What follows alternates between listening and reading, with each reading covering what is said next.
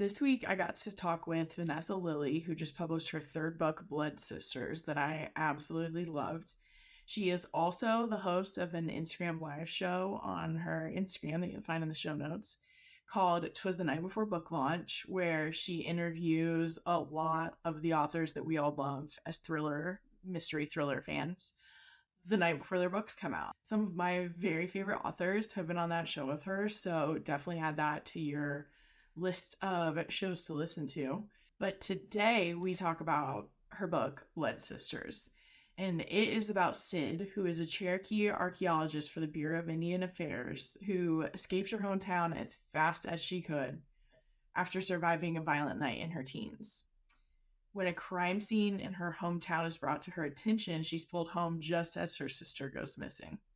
As she searches for answers for her sister and the woman at the crime scene, she uncovers a string of missing Indigenous women and is forced to confront the seedy underbelly of her town. I loved everything about this. It had amazing characterization, it has some super fun action scenes, and multiple mysterious cases at its core.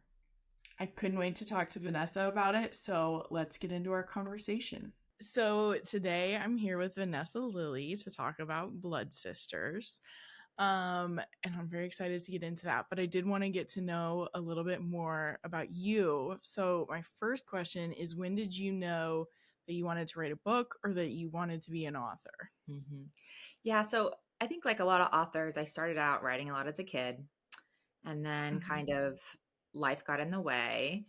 College, I focused more on like journalism, and just sort of, I studied actually English like writing, but a little bit, but mostly it was more like from a literature standpoint.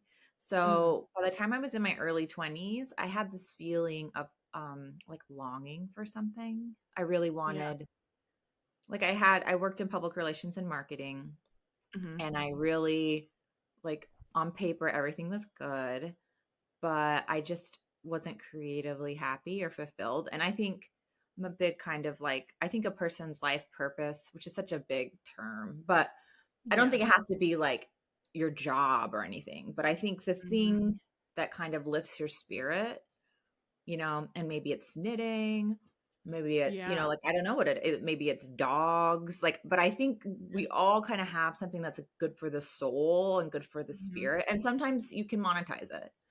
Yes. But generally, I think what it really does is connect you to like community. So for me, writing, I think, is the thing that is sort of my purpose and like what makes me happiest. And I had ignored it for, decade plus. So in my early 20s, I was like, you want to write a book, like this has been a dream. You kind of just have to start the journey.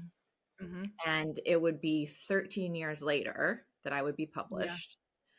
So it's a long journey, but I mean, even after I was published, I realized like, and having a book in the world feels so good, but really it is the journey. Like, it might be a cliche, but it's true. It's like the friends, it's the experience. It's like writing something that you love. It's working hard on it, like, and doing better than you, like doing more than you even expected. Like, feeling proud of yourself for actually having like worked that hard to make something that some people like. So it was a 13-year process. And like, even after, I've been published now, Blood Sisters is my third book. It's still, every book is hard. It's a journey every single time. But again, back to that life purpose thing, I do think because I'm doing what I love and like kind of what I was meant to do in a lot of ways, it's worth it. Yeah. But it wasn't, an overnight thing. It was definitely it's like that Malcolm Gladwell thing, 10,000 hours to get good at something. Yes. And I still, and good is such a relative term. Like, right now I'm working on the sequel to Blood Sisters, and it's just like, I keep wanting to Google how to write a book because it's like, it's hard every time. It's crazy. Yes. I totally forgot that it was going to be a series because I didn't know that it was. And then I had a friend message me last week, and she like showed me on something that it said #1, and she was like, "Did you know this was a series?" I was like, "No, I didn't." And I just like remembered all Yeah. over again when you said that. So Oh, we're good. excited Yeah. for it. Syd Walker will be back. She's Oh, that's so cool. yeah, I'm happy about that. I've never written a series Hmm. before, so it's all kind of Hmm. new to me, but I'm Yeah. excited about it. Did you know going into it that you were seeing it as a series, or was it something where like after it was written you saw the potential? Yeah, I really felt for this book called to, so I'm Cherokee, my main character is Hmm. Cherokee, and I really wanted to focus on my Cherokee identity, but Hmm. then very particularly like around the missing and murdered Indigenous women crisis. Hmm. And the idea that I had was like if you had a series of books that allowed my main character, who would be sort of in my lane of experience. She's white Yeah. presenting from northeastern Oklahoma, Cherokee, right? That's exactly what I am. Yes. Two spirit, all that. And I was like, Yes. okay, so that's my lane. I feel Yes. comfortable here. But I wanted to not just write about my tribe.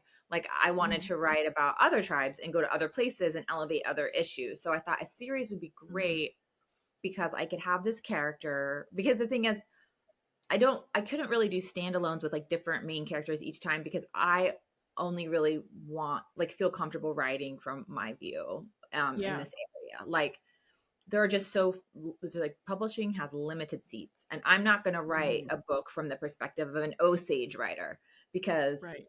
there are not that many books with Osage main characters. And as a Cherokee woman, I'm not taking the Osage seat at the table.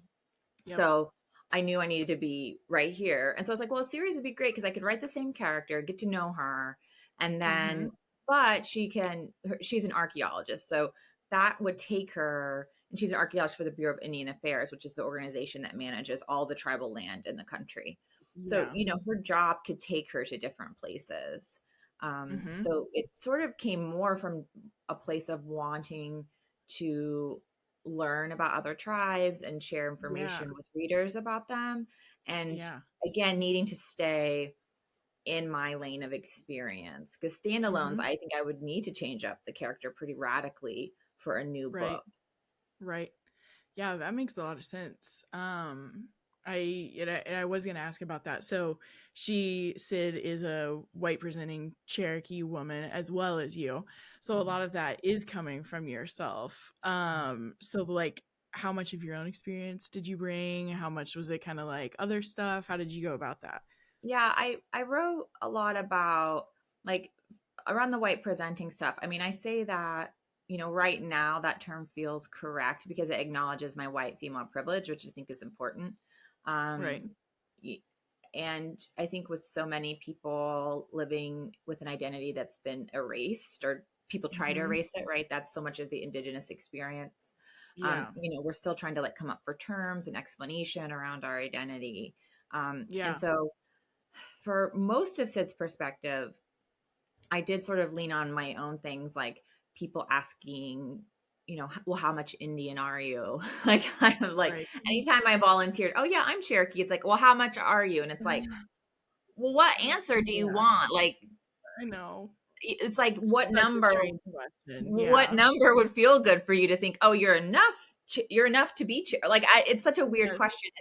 And I don't Yeah. say it because I want to make people feel bad, but I just think Right. that there's this sort of like an acceptance in our culture that you can like ask people how much Native American they are. Like it's just very Right. common. And, or there's, things around like internally, like, do I look Native enough? Like within a Native Yeah. community, if people, have a darker skin tone or something, does that make them more Mm. Native? And like identity is just such a difficult topic in any culture, Yeah. but for within the tribes in our country, Mhm. just so many stories are that of people being distanced and separated and isolated and culture erased. And so, it's something I Yeah. like to talk about because it's well, it's hard to talk about, but it's something that like Mhm. I feel comfortable because I know that with conversation comes like understanding. And I've made lots of Yeah. mistakes, like for sure. I make them all the time, especially around identity issues, like Right. So it's a learning thing, but Hmm. I don't mind learning on the pages of a book. Like, I Right. do my research and I talk to people and then I put it out there and I see how people react. And I Hmm. mean, 10 years from now, I don't know if I'll even use the term white presenting. I don't know. Like, Right. it's just like a journey. Identity always is Hmm. a journey. And, Hmm. you know, and I just do my best to like do right by my tribe and Right. I, lane of experience. And some people, Yeah. could read it and say, this wasn't my experience at all. And that's Right. okay too. Hmm. Yeah, I talked to, or I read, did you hear about Kitty Carr earlier this year? And it was a similar thing where it really addresses what I thought was really cool is it addresses what you said too, that it just because one person has the experience and they're in like the same identity group as another one, it doesn't mean that another person has the same experience. Mhm. And some people struggle more with like the anger about it, or some people struggle more with like what they can do with it. Just depending on like where they fall. And I just find those books really fascinating when like books manage to like incorporate that, even though it's not like the whole plot, but it's like a subplot kind of. Absolutely. And I think it hopefully opens up conversation a little bit too, Hmm. and lets people who, are part of like any diaspora to just be seen a little bit more, just Yeah. because, I mean, many of us have different kinds of heritage. Obviously, it doesn't have to be native, Hmm. and we understand feeling, even just being, from the state you're from, the place you're from. I don't know. Right. There's just a lot of, I think, identity issues that it's like sometimes we feel like we just have to know everything about ourselves or we're making Hmm. mistakes. It's like, no, Yeah. I don't know I don't know how to talk about all the aspects of who I am. Yeah. I'm still learning, Yes. and that's okay. Yeah. And some people might be really certain, and that's great for them. But if you Hmm. aren't, like, that's okay. You can Yeah. continue to learn and grow. That's kind of why we're Yeah. here, right?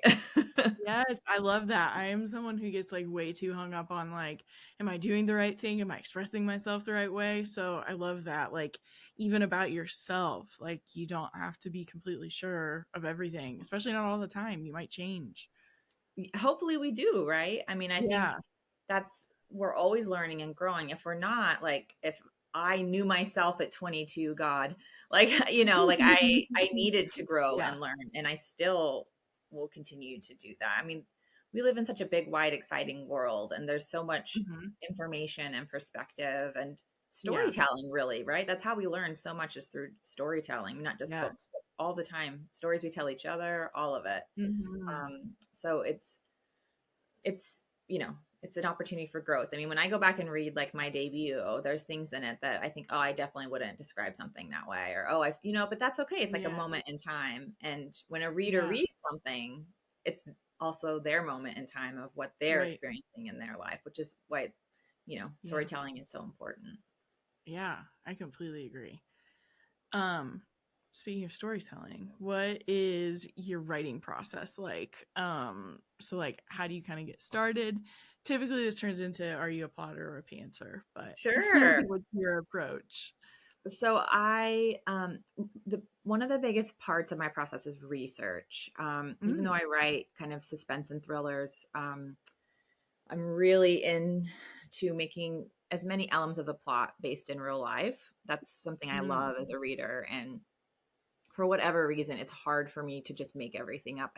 I just doesn't feel yeah. comfortable to me. I really like, as not the characters because you don't want to get sued, but Right. all of the world, the place. And this Yeah. book is set in 2008. So that's a different Mhm. time. I mean, the iPhone was just coming out, like Yes. things were different. And that's interesting to Mhm. me. So research is huge, like particularly so in this book, Syd Walker is an archeologist. And I mean, I'm not a Mhm. science girl at all. Mhm. So I really had to read some memoirs, do some research, do informational interviews because Nice. I had an idea of who she was, but that didn't really come together for me until I understood a little bit more about what an archaeologist's worldview would be and how they Mm. see their job and their role, particularly more than just your average archaeologist, whatever that would be. Yeah. But she works for the Bureau of Indian Affairs, which is an Mhm. organization that it's part of the federal government, and it has managed tribal lands, for 100+ years, and it has an extremely contentious and adversarial relationship traditionally with tribes. And I mean, nowadays it is better, but there's still a lot of very justified distrust. And and so to have a character who worked for them, who was also Cherokee and believed in her work, I had to kind of think about what the organization is, and I had to speak to people in it, and then also think about what would an archaeologist like be drawn to that work. And for her, it's that she sees her job as someone that really supports tribes. And I think the phrase is like, she feels like she's kind of like a midwife to the past for the future, because tribes do, get support from BIA, and she can be someone they can at least trust. So it took me a little while to kind of figure that out, but especially because I'm writing in first person, you have to really have that kind of nailed down. And then as I research different elements, more plot will come forward, and I do end up plotting. But I would call myself a reformed pantser. I used to really just write from the seat of my pants, but I don't think I have a sense of structure. I think when you hear people like Stephen King or like, oh, I never plot. I'm like, yeah, because like you have the imprint of exactly where needs to happen in a book, like in your brain, like you're so naturally. And and some people also just, it kills the joy too. But plotting doesn't kill any joy for me at all. Actually, I really, I still have lots of, oh, wow moments, or like characters surprise me and things like that still happen organically. But if I don't have a roadmap, I mean, I just go off into the ditch, like way more than I need to. That's so fascinating that you just use the words, sometimes it kills the joy for people, because I was just talking to Catherine Faulkner yesterday. She was literally said, it takes the joy out of it if she thinks about it too much, and she just has to start. And similarly, I wrote all the time when I was a kid, similar to what you were saying. Plenty of life has happened, so I haven't made money writing or done too much until recently. But once I read Save the Cat and saw the structure, I was like, oh, this is how you could do it. Like, it like clicked for me, and it like made me feel like very capable of doing it. So I think it's so cool how everyone has such different approaches. Like, even two authors that'll have like books that I like loved equally, like the approaches can still be so different. Yes. And even I think book to book, it can, even not always, but sometimes book to book, it will change. Like maybe the plot just naturally falls together, but the voice isn't there. So you have to be creative around those elements. Anytime I'm feeling insecure, I reach for a craft book. So like I love Save the Cat, writes a novel, especially that edition of it. That was what I read. Oh, it's so good. There's another book called Story Genius by Deborah. That's the other one I read that I loved, because Ashley Winston mentioned it, and I was like, I'll read it. Those are my Bibles. Like, I feel like if you do everything she says, which is a lot of work, but you will have such a better product out of that kind of process of creation and creating that third rail, which is sort of what keeps the plot moving, which is such a great way to think about it. I'm about to revise my sequel to Blood Sisters right now, and I like have those books handy because I need to go deep into that. Yes, it's like now I notice, like I watch a lot of movies, watch a lot of TV, but now like even when we're in the movie theater, I'm like, oh, this is the 20% mark. Like I have so much fun like seeing it, and it actually makes me enjoy stories more. So I'm a huge fan of those books. I know it's like, oh, this is cool the fun and games section, or it's like, oh. I told Tyler at one point, or my husband yesterday, I was like, I'm at the part where they assemble the troops, like everything's coming together and the dogs need a walk. And I'm like, I just can't right now. I'm like, everyone's coming together. And the other really cool thing about structure is when you don't hit those beats, a reader or a viewer can feel it, which is why I think sometimes things have to really be restructured on the back end, because like an agent or an editor be like, this isn't working for me. And it's like, it's probably because you haven't quite hit the story beats. And it's like, not to say Yeah. something has to be formulaic, but a lot Right. of that is there for good reason. Like you actually do need turning points to keep the story going. And you actually Right. do need to have that like external and internal journey for the character. And if it's Yes. just you by the, seat of your pants, you might not Mhm. naturally know where all of that structure work should go. But the great thing is you can pick up a book. You don't have to even get an Yes. MFA. Just pick up a book or even just Google it, like Yes. a scene beat sheet, and you've got it. Yeah. Yeah. We were working on a documentary. My husband followed someone who ran an ultra marathon earlier this year, and he was running into like, I have like 60 hours of footage and I don't know what to do. And we like watched it for 2 days and like separated it into the way that Save the Cat says to do it. And like everything had about the right percentages. And he was like, that was so much easier. And I was like, what can I say? It's true. Yeah. It makes such a difference to have that structure. That's so Yeah. smart to do that with a documentary. That's because It documentaries it's really all helps. storytelling, right? Yes. I was like, if we can like find some conflict, we can really put it into this structure, and it did end up helping. So those books are amazing. In conclusion, basically. But I love how you were saying, like, for you, you want to kind of root it in something that's real, and like research is a big part of it for you. And I know in your author's note, you mentioned that kind of like a similar case. Mhm. You read about one that was in the town you lived in there, possibly, I think is what you Yeah. said. So So how did that all come together? yeah. So there's a book called Hell in the Heartland by Jax Miller, and it's a true Mm-hmm. crime book, and it is about a real case that happened one town over from me in Welch, Oklahoma. And it very much inspired the crime that opens Blood Sisters, and in some ways is sort of the heart of the trauma of my main character. Yeah. But it's based on a real home invasion. So in 1999, two girls in Welch were, one of them was actually about to celebrate, I think, her 16th birthday, and three Mm-hmm. men muscled their way in and stole them and murdered one of their parents and set the trailer on fire. And instantly when the authorities arrived, they didn't believe the family that the girls had been stolen. Mm-hmm. They actually didn't even really search the trailer, like the remains of the fire. Um, and so they didn't even find like the father's body, because what they were saying was the father took the girls and they're fine, which is Oh my ridiculous. gosh. Yeah. Ridiculous.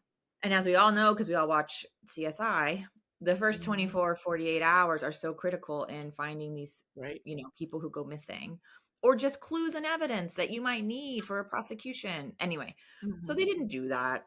And it's terrible for the family because not only were they not believed, but they have had to spend since 1999, Mm-hmm. looking for the remains basically Oh my of these gosh. girls. And Yeah.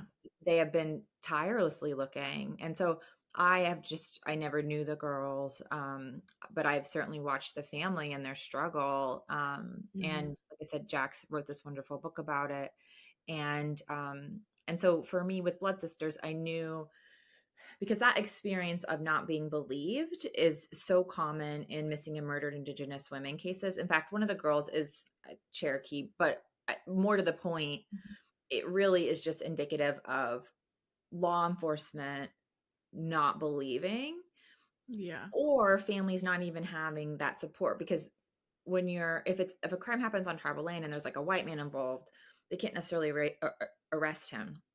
And then Mm-hmm. if the FBI has to be brought in, they don't really care, especially not Right. back then, about missing girls cases. And like, heaven forbid they have like a criminal record or whatever, Right. right? And Had then one drink that night.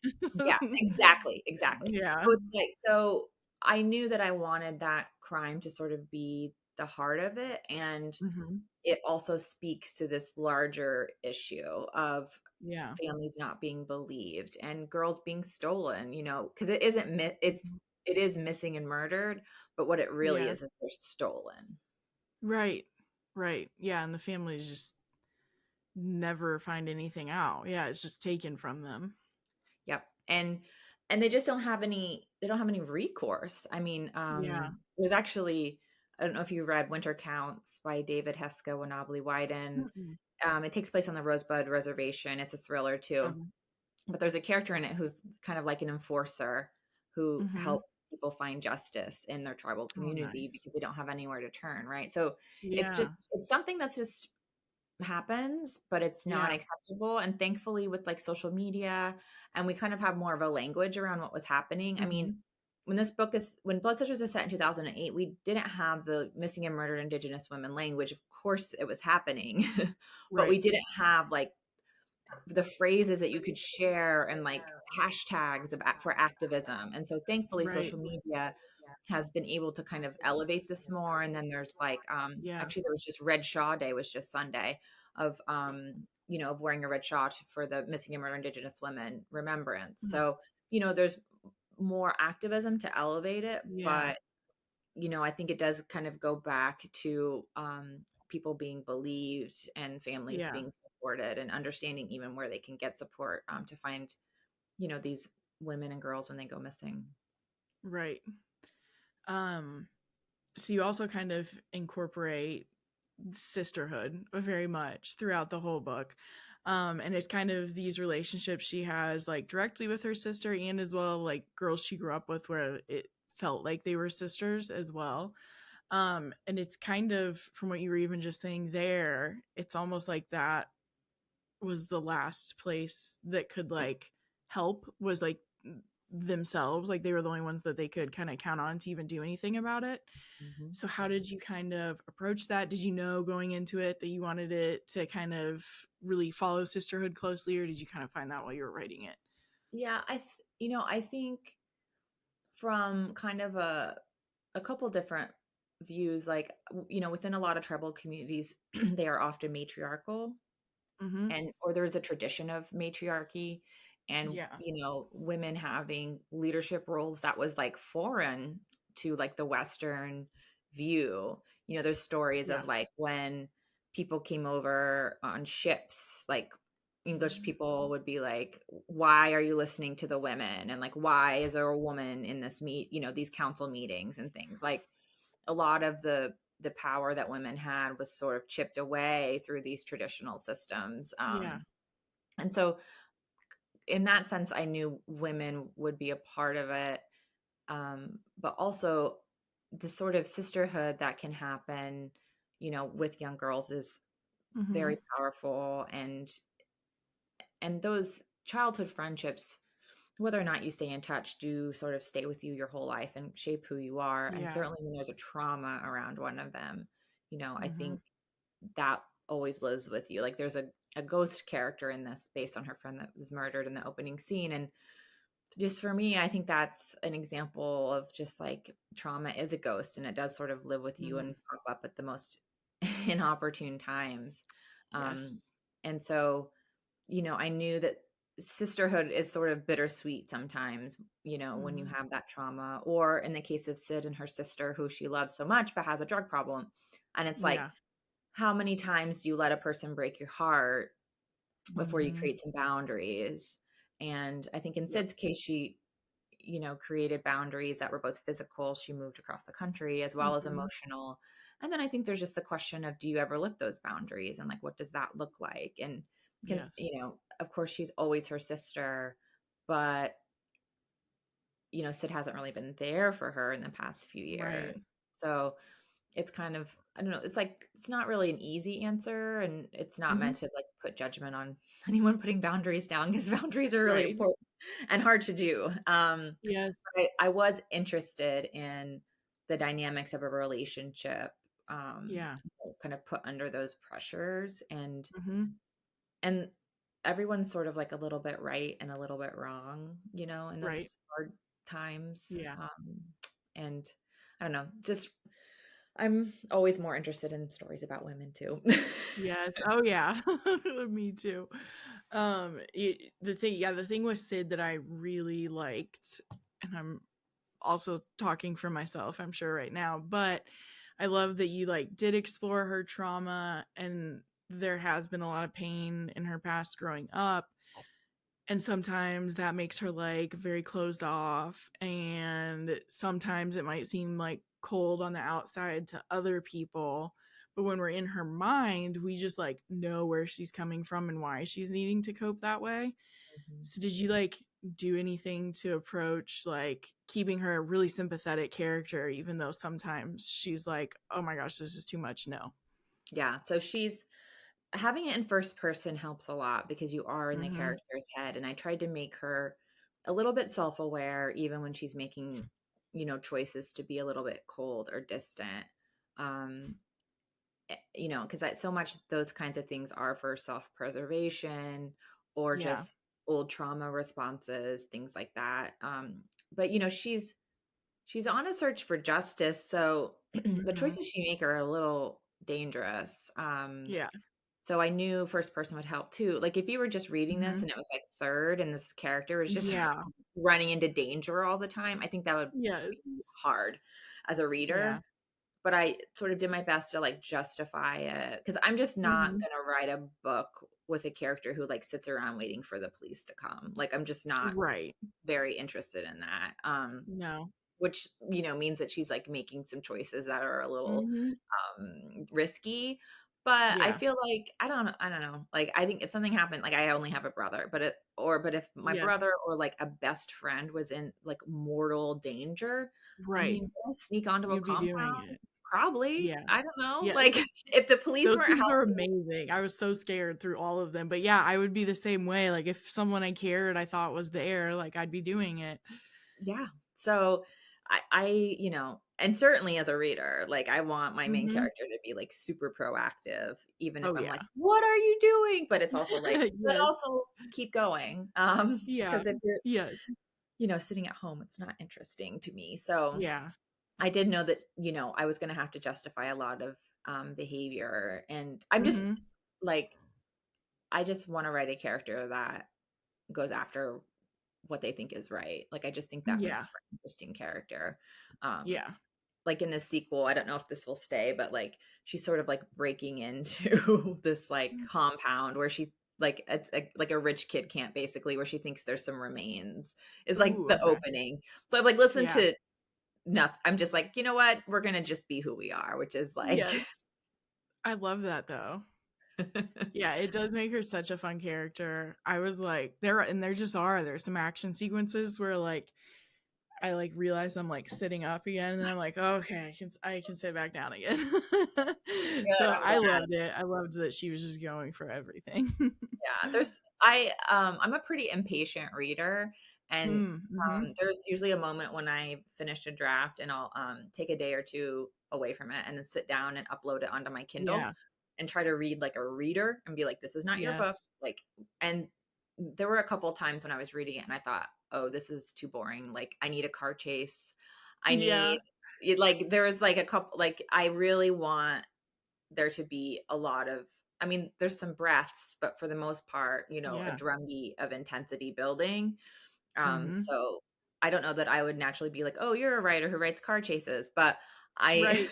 had to throw some in because, there were just some times I was like, have we been sitting around thinking for two Yes. chapters? Like, that's not going to work Yeah. for me.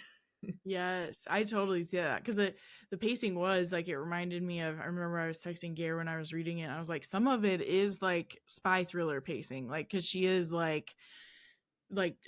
vetting people and like trying to figure out what's happening and like bending the rules a little bit. So it definitely even feels like spy thrillers, which is like my other favorite subgenre. So Oh, anyone me who too. loves that would love this too, in my Yeah, opinion. there's some really I just got the nicest comparison. It was in the LA Times Ooh, yesterday, but nice. they said they compared it to S.A. Cosby's Blacktop Wasteland. Oh my gosh, I that's know, which amazing. is amazing. I'm That like, is should I so get that cool. as a tattoo on my shoulder? Yes. Or and like he is another example of an author who can write emotional depths, but like Mhm. with that spy through, like you're saying, that spy car Yes. chasing, explosions and Yeah. crazy people. And Blacktop Yeah. Wasteland in particular, talk about the car chase. Yes. So good. Yeah. Yeah, it's that kind of thing where like I love character driven, but not when it's slow burn. Yeah. So when someone can do both, I'm like, I will read everything that you write. I am the same way. Yeah. Yeah. Well, I loved it so much. So everyone who's listening, if you've not read it, you do need to go read it. But at the end, I have been asking people what they've read recently that they really enjoyed. So the book I've been talking about nonstop on my book tour Mhm. is Never Whistle at Night, which Mm. is a dark fiction anthology of Okay. 27 Indigenous authors. Oh And wow. about half of them, this is the first time they've ever been published. Wow. So it's really cool. And there's also That some like, is well, very cool. yeah, there's some well-known authors as well, like Stephen Graham Jones does the foreword. Mhm. So Nick Medina, who did Sisters of a Lost Nation, which is another really great book. I'm actually reading right now the follow-up to that, Mhm. Indian Burial Ground, and it's great. But Nice. so in this, there's like just some really great authors, and it's cool because you can just get one short story from them. And if you Mm. like the voice and the writing, maybe just like dip into some of their other books if they're Yeah. one of the, people in it who are authors. And then some people Yeah. will be brand new, which I just think is really cool to just read someone that this is their first thing they've ever published. And Right. I mean, everyone I've been talking to, and I would agree with this, it's like all the stories are like 4 and 5 stars. Like they're all just really Wow. solid. And and and everyone obviously, there's 500 plus tribes in this country. Like everyone has like Mhm. different indigenous backgrounds. So it's Mhm. cool because you're really dipping into a lot of different like questions and identity, and it's all mostly dark to horror. So it's Mm. Mhm. cool. It's so Never Whistle at Night. It's like a Okay. paperback, like it's really just easy to grab and have. So I love that. Yeah. And trying to think of, like I said, Nick Medina's I'm reading right now and really Mhm. enjoying that. Um, I blurbed Alicia Elliott's And Then She Fell. She's another Okay. Indigenous author who wrote a really great memoir first, and then this is her Oh, kind of nice. fiction debut. Oh, And that's cool. it's cool. It's like a little more experimental. It's Mm. got tinges of thriller, but it's just about a woman who's a new mom who is sort of starting to like hear voices and see voices and try to connect back to her tribe's creation story. And then there's Okay. just some like, and she's like taken out of her community and she's married to a white man who's like an indigenous professor or like indigenous studies Oh, yes. professor. Okay. Yeah. So it's like very clever and like Yes. just cutting and insightful. And like I said, there's some like mystery elements, but it's Mhm. really almost like an experimental thriller to me. That is so cool.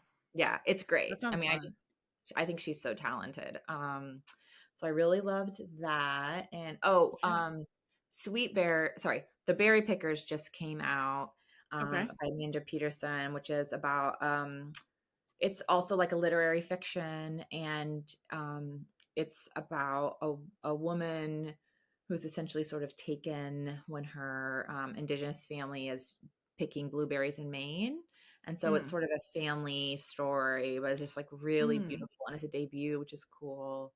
Wow. Um, so that's a really great one as well. Yeah, And that the other sounds one, kinda like Happiness Falls was like that, where, like, there's kind of mystery, but it's a little more of a family drama. yes, That's absolutely. cool. Yeah. I think people are gonna really, yeah, there's like a little mystery, but it's just you kind Yeah. of like stay with it because the writing and characters is so good. That sounds awesome. And the other one I love to recommend is Mhm. it's a YA kind of anthology, but it's all the same family, and it's Okay. Man-Made Monsters by Andrea L. Rogers. She's Cherokee, and Okay. she it's follows a Cherokee family. Basically, I think it's over almost maybe almost 200 years, but Mm. um, it's horror, and it kind of Mhm.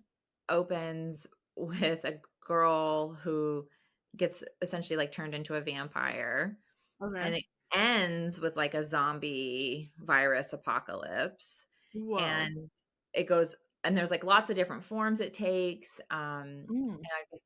but it's like one family all the way through. And then also really cool is they have an illustrator, Mm. he did use like Cherokee syllabary, to make like kind of like illustrations. So it's actually like a really Oh, wow. beautiful book too, as well as being good. Yeah. That's And awesome. it's YA, which is kind of fun too. So Yeah. that's a good one as Did you well. say the title of it? I can't It's remember. Man-Made Monsters by Okay, Andrea you did. L. You're right. I Rogers. just didn't type it out. Okay. I was like, Yeah, just making it's sure. yes, it's A great. couple weeks ago, I talked all about a book and how much I loved it for like 5 minutes. And Gare was like, that sounds great. You didn't tell us the title. Oh I was like, no! oh my gosh. What book was it? Do you remember? It was The Clinic by Kate Quinn. It comes out I like on have that. January. Okay. Yeah. I haven't read it yet. By Source Books, right? Yeah, I haven't read it yet, Yeah, I but haven't read it either. I had just gotten in. I was like, it sounds eerie. It sounds fast paced. Like, I'm just like saying all this. He's like, but you didn't tell us what it is. I was like, okay, I'll tell you the title then. yeah, So I that's couldn't on my. remember. I was like, did I hear the title or not? I love that. That's on my TBR for sure. Yeah, mine too. I'm hoping I get to it next month. We'll see how everything plays out. So I will put all the links to what you just talked about in the show notes so that people can find that really easily. Where can they follow you to stay up to date with everything? Yeah, so I'm always on Instagram, and it's my Mm-hmm. first and last name. When my last name is spelled weird, so it's Vanessa and then Lillie. So come hang out with Mm-hmm. me there. I have my IG live show, which I'm starting up the first Monday of December. So it's usually Monday nights because it's called "Twas the Night Before Book Launch." I generally Yeah. try to chat with authors the night before their book comes out for about a half hour. Yeah. And I'm gonna have Tessa Wenger and Cass Freer on Monday, the first Monday of That's December. So exciting. yeah, so I'll at least get one episode in, and then Yeah. hopefully in the new year. It's, as it's always a scramble Yes. to get guests and figure things It out. is. But it's fun. And Yeah. then I do have an author newsletter that I send out Mm. infrequently. You can sign up on my website, and I'm on like Mm-hmm. Facebook, and I've just started on TikTok. Are you on TikTok? Oh yeah, I'm on TikTok way I too much. Okay, I feel like I follow you. It's Yeah. fun. I really just started. Yeah. And I'm trying to just like enjoy it and not get Yes. stressed about it, which Yeah. is how I am about Instagram. But book Right. talk is fun. Yes. There's like everything on TikTok that's fun to me. Like I post mostly book talk content, but then like my For You page is like all kinds, it's just everything. Yeah, like my For Yous is like a lot of comedians right now. It's like so Yes. funny to see what you watch because it just tracks you, right? And Yes. then I have all this like dark romantic fiction, which I must just be listening to Yes. the reviews, which I mean, that's great. There's nothing wrong with I that. know. I But it's know. like so funny to see what what I spend the most time doing because it starts Right. sending me the content. Yes. Yeah, I love the algorithm. It finds all kinds of random stuff that I like didn't know I was going to be interested in. So it's fun. So everyone can go find Vanessa on all of those links, and thanks for being on the podcast. I'm so happy to be here. This has been such a pleasure. I hope you enjoyed this episode of Between the Lines, and if you did, the biggest thing you can do to support the podcast is to go rate and review it on whatever platform you listen on. You can also follow me on Instagram at the girl with the book on the couch. And if you still need more thrillers in your life, check out Killing the Tea, my other podcast where I talk to my friend Gare about literally everything we read.